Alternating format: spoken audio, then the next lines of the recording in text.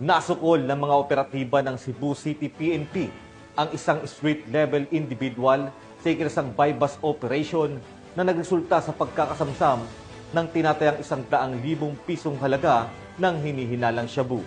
Tinutukan niya ni Patrolwoman Annalyn Canoog.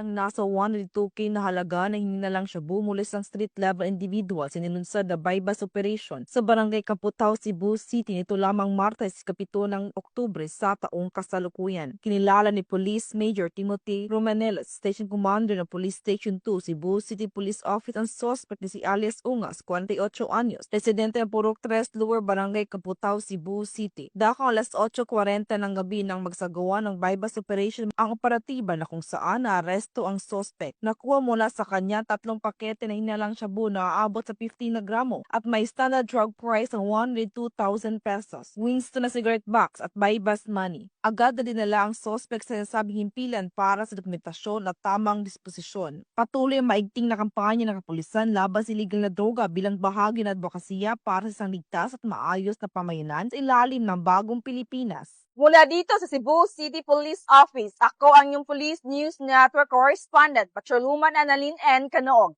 Alagad ng batas, tagataguyod ng balitang pulis.